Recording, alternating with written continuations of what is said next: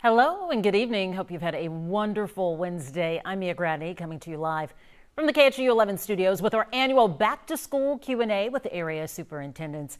KHOU 11 is proud to be your education station. We hope we can be a help by offering this connection and conversation with your superintendent. HISD students return to class next Monday. That's August 22nd.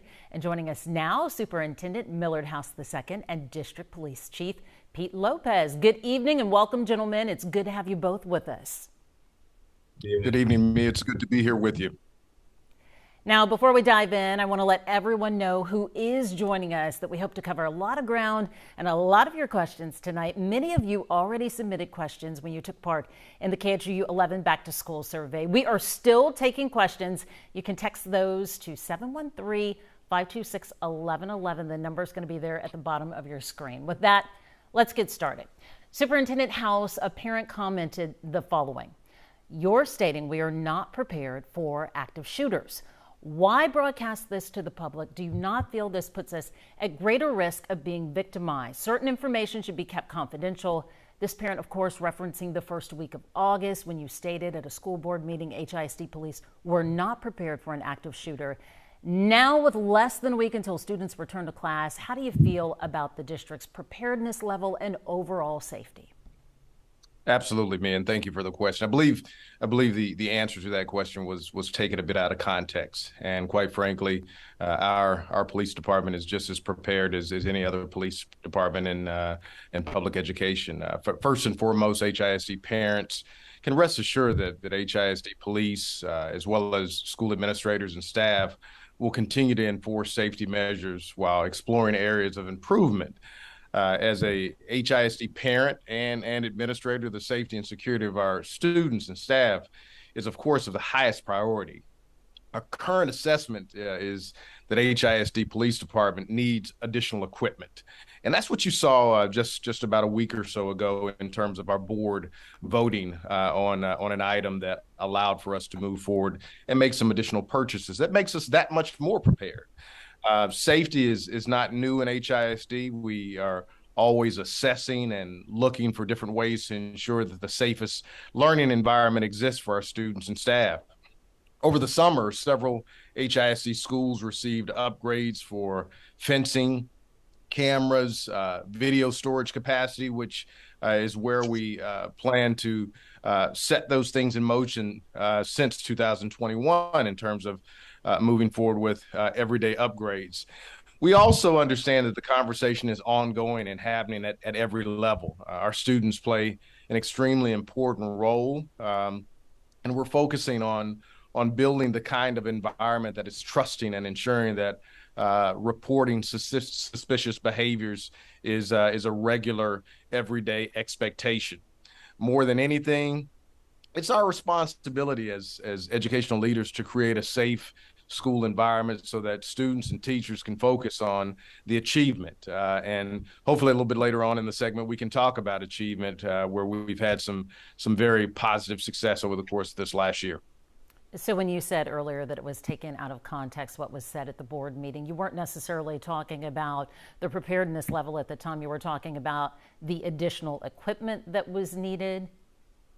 That's correct, Mia. We, as we looked at the Uvalde scenario, we know that there was an active shooter with a very high-powered weapon, and that's something that most anybody, even someone coming in the station at KHOU, may not be prepared for, and we feel like with this most recent purchase, it makes us that much more prepared for anything or the most egregious type of situation may occur. Chief, let's bring you in now for some of the security-related questions because these were the types of questions we received the most of. A parent wants to know, what is HISD doing to secure classrooms in the event of a mass shooting? Right. Well, thank you for that question. It's a great question in light of everything that happened in Uvalde and the statements that happened that occurred last week. I want to make it very clear that HISD Police Department is prepared. We practice annually for active shooter events.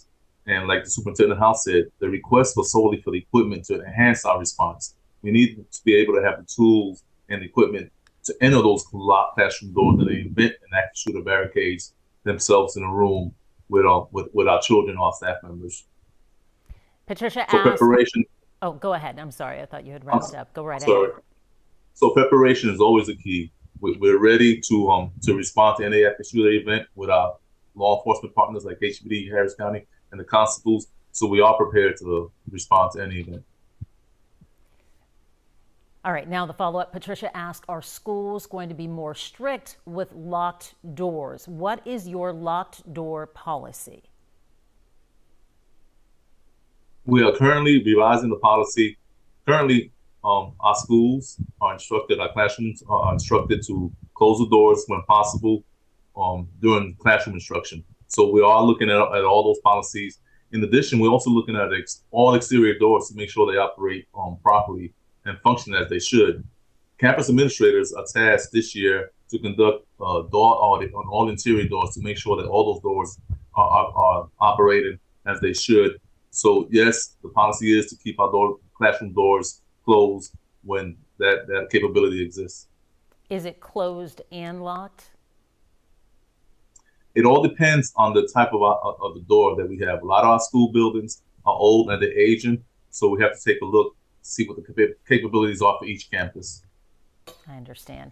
Another concern, this time from a substitute teacher. She shares how at many campuses the windows are sealed tight or have no windows. In the event of an active shooter entering like Uvalde, there's no way out depending on the campus. She asked, what's being done? Once again, these are comments from the substitute herself.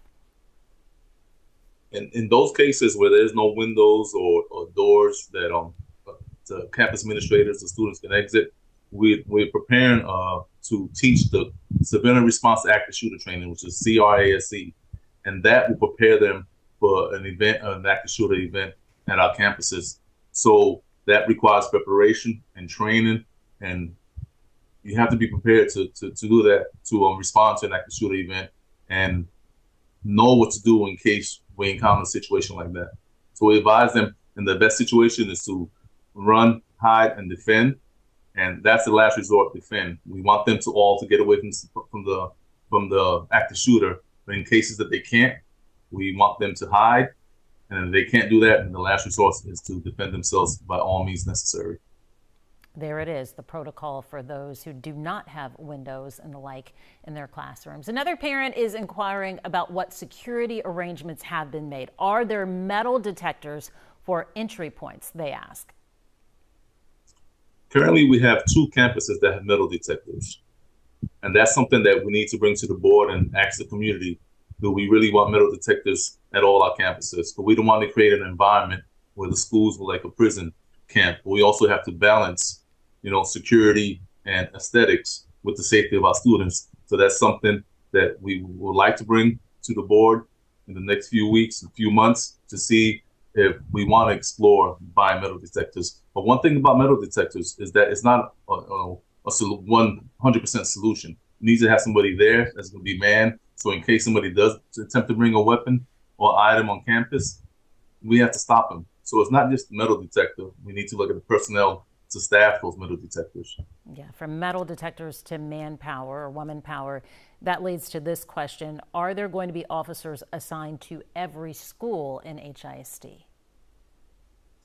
Our current staffing allocation covers middle schools and high schools, but our elementary schools are patrolled by all patrol officers, whether it's HISD or the HPD. In an event that we have information that something's going to occur in and around the campus, especially at elementary schools, we coordinate with HPD, Harris County, Precinct 5, Precinct 6, whoever's in the area to assist us in making sure that those elementary schools are covered. Each patrol officer is assigned a feeder pattern for covering all the elementary schools, and they are supposed to patrol each one and stop by each one every day.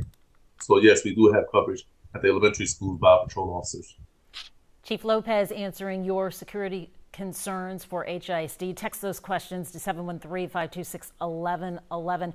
Want to talk about what's a nationwide teacher shortage. We've been asking all our local school districts where they stand.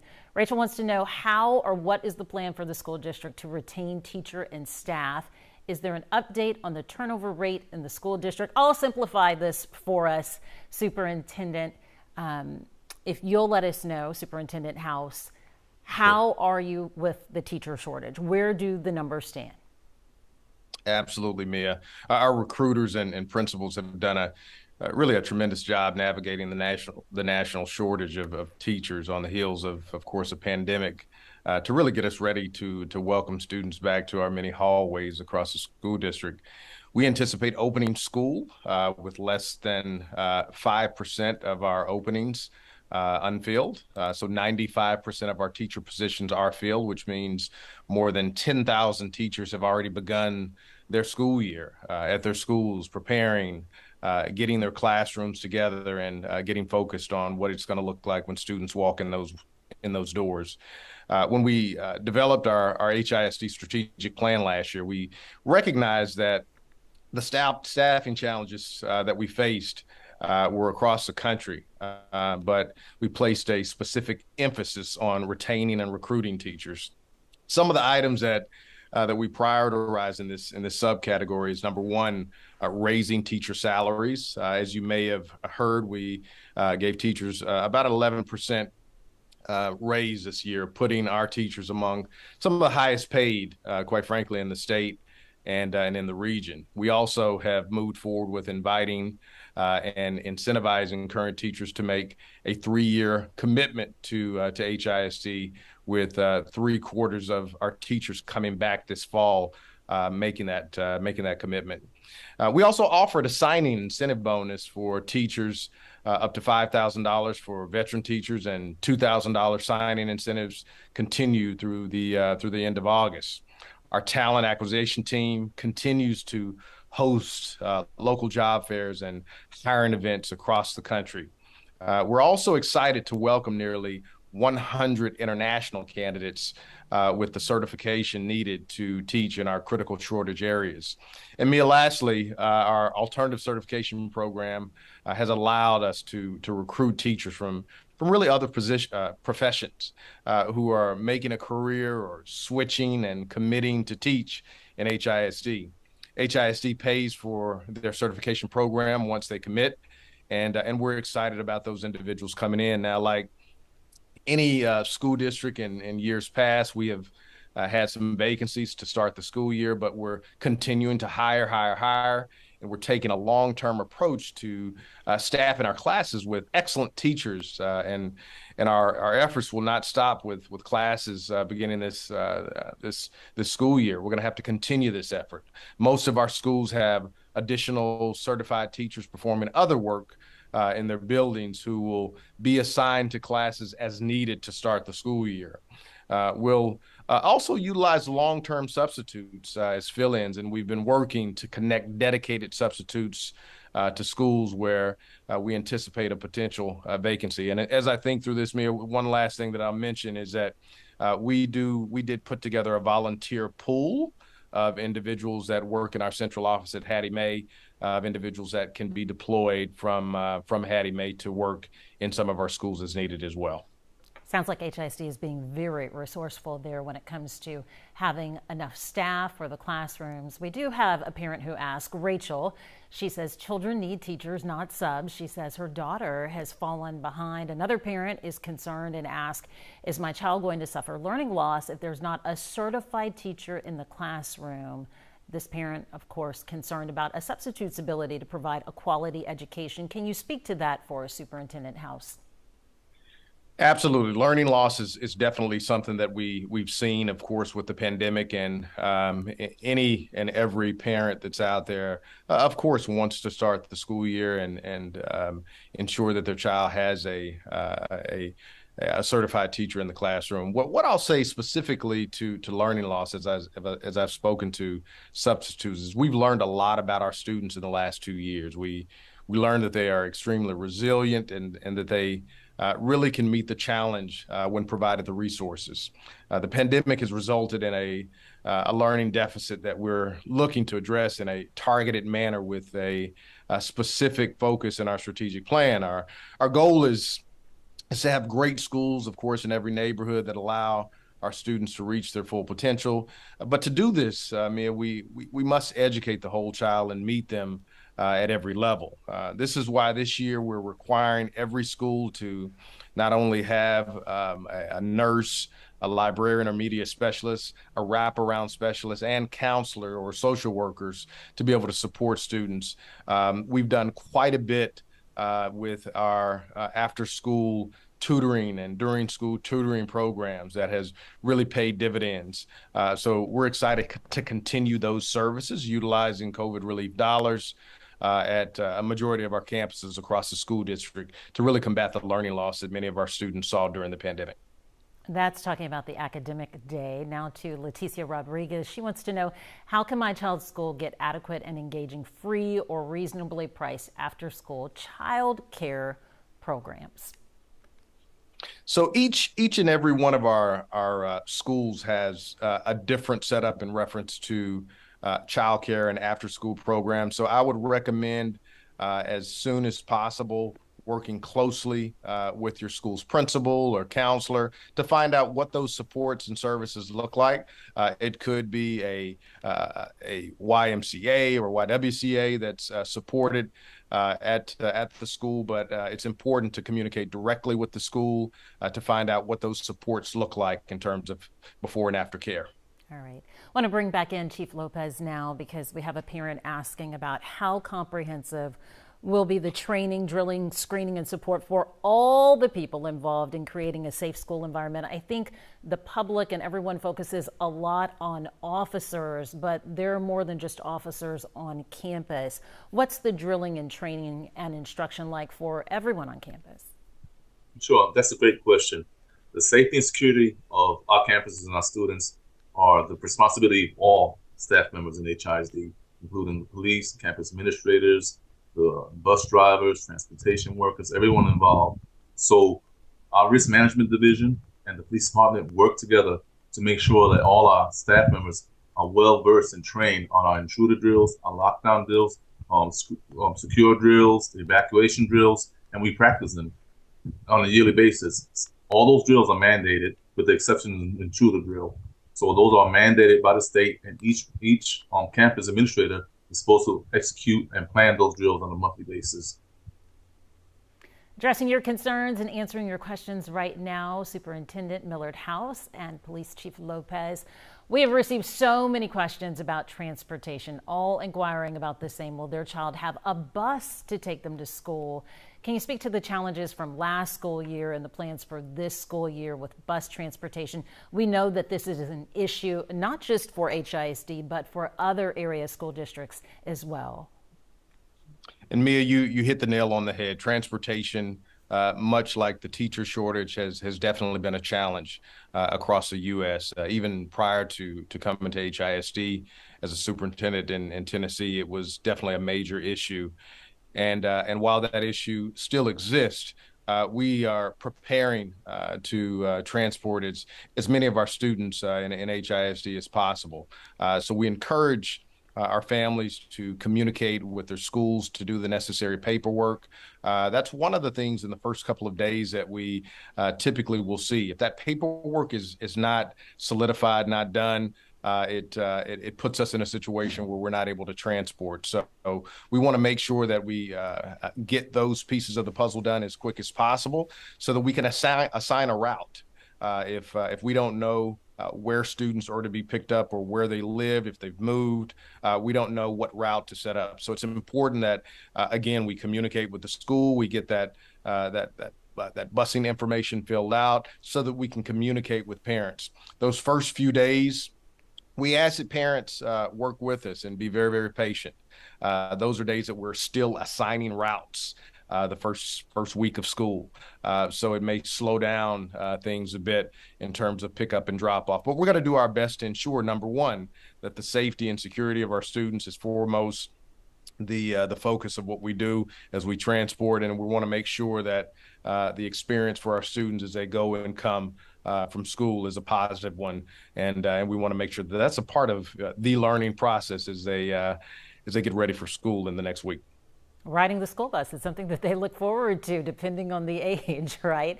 And continuing with this topic, Chastity Gillum wanting to know, will my daughter have transportation this school year? Last year she did sometimes. Sometimes there was a bus driver, and the majority of the time she did not. This begs the question, does HISD have enough bus drivers? I know we talked about the shortage, but do you have enough bus drivers? What we're doing, Mia, is really for many of our routes. To give you an example, even I have two children in the school district as well that both ride buses, and I can remember mid-year in one of my children's route, we ended up doubling up, and that simply means because we didn't have enough drivers.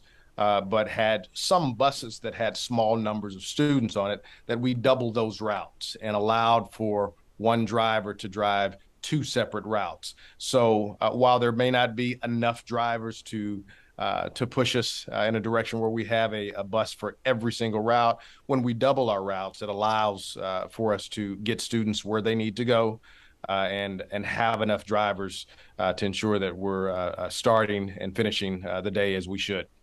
An exercise in patience right there to possibly be prepared for. Anna Rega says she's unable to find shirts for her daughter's uniform. Madeline Davis asks, where can we get help with school supplies and uniforms as well? Challenges from people within the community looking for uniforms and school supplies. Is there assistance from the district that's available? You know, what I would say, just this past weekend, we had an event with the mayor, and the mayor put on at the convention center an opportunity for parents to come in and get really pretty much every school supply that one might need, from a backpack to all the different supplies that go inside of that backpack.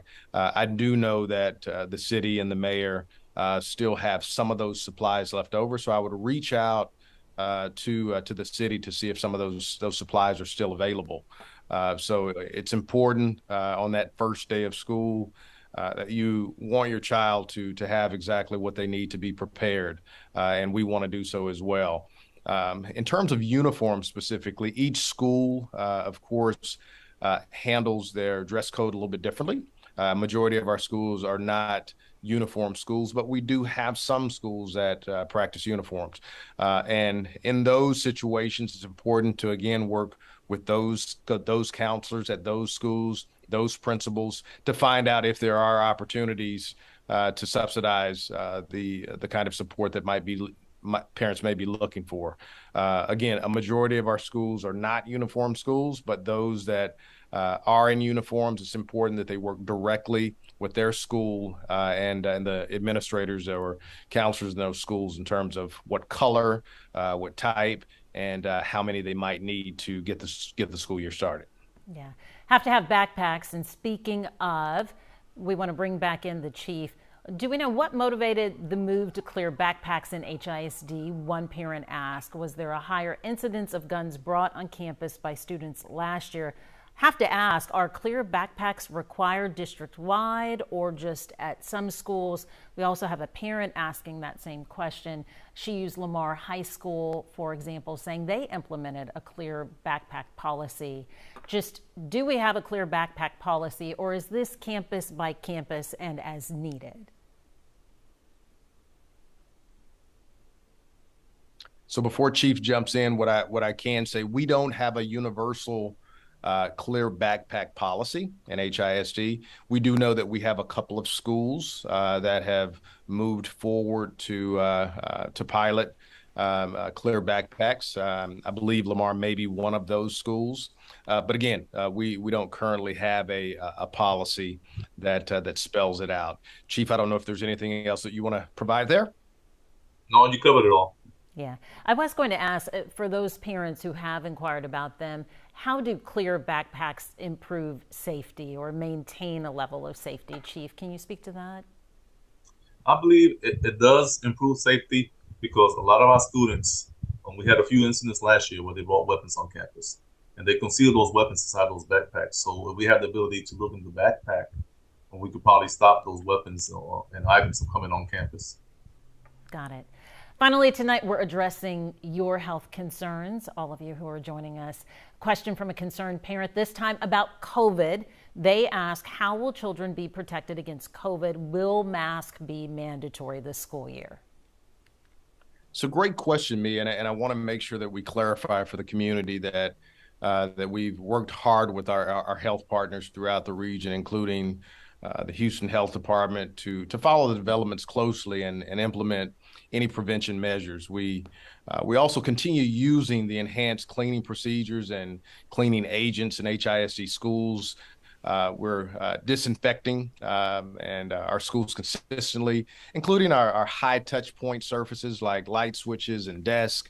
Also, to answer your question, while we're no longer requiring masks, we continue to encourage students and families to wear their masks, especially if they're at an increased risk of infection. So no mandatory mask in HISD. Now, personal hygiene more than ever is going to be very, very important. And we encourage our parents to speak to their children about the importance of washing their hands on a consistent basis to increase the likelihood of not contracting anything. While Sharon and Karen, we want to be sure that we're also informing our students that food and drinks and other items that touch their face on a consistent basis should not be shared.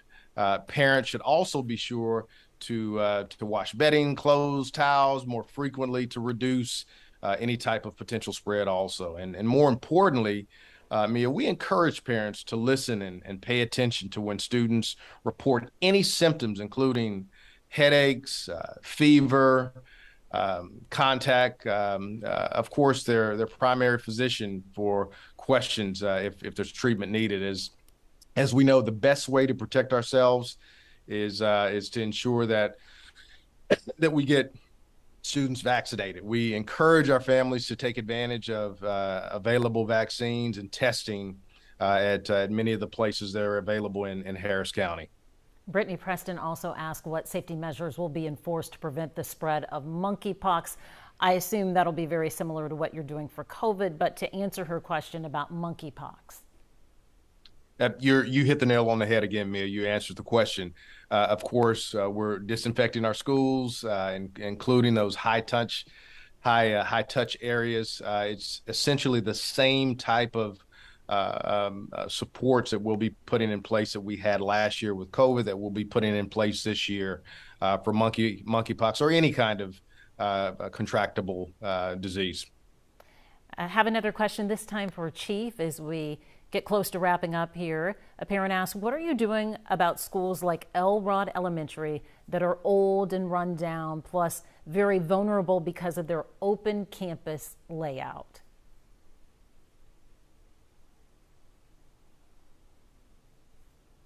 That's something that. Go ahead, Mr. House. No. I was going to fill in if you were still on mute. Go right ahead.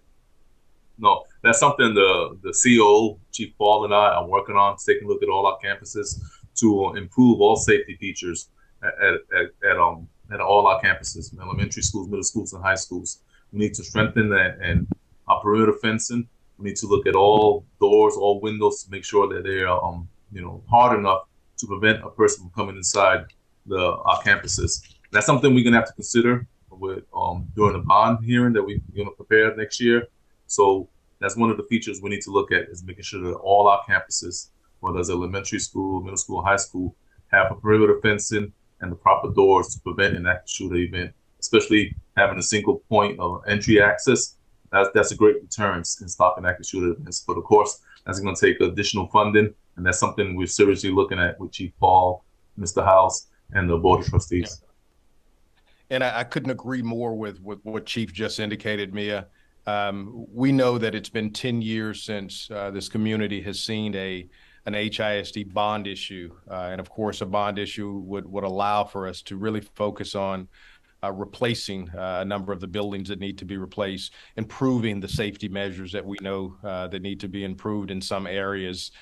So we're looking forward in November of 2023 to potentially bring a bond to the community and spell out exactly what we need to focus on and how it will improve the daily operation, overall security, and everything else that goes with educating our students on a daily basis. Gentlemen, we've covered so much, but let's get back to basics as we come to a close.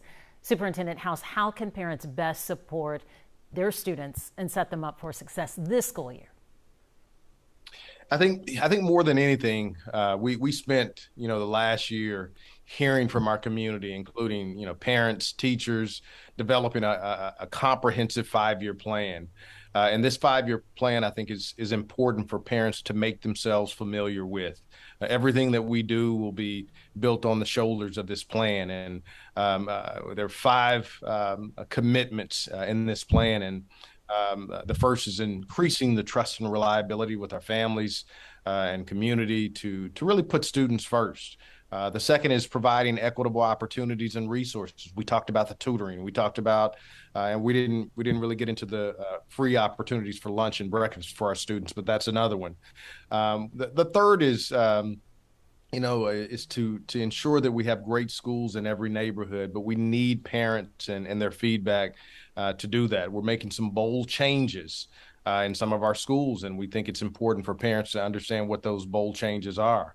The fourth is ensuring that high quality teaching and learning is taking place in every classroom by prioritizing the instructional materials. So it's important for parents to understand curriculum wise what it is that's being utilized so that we can support them at home with how to utilize and how to support the curriculum, the training and expanding access to programs.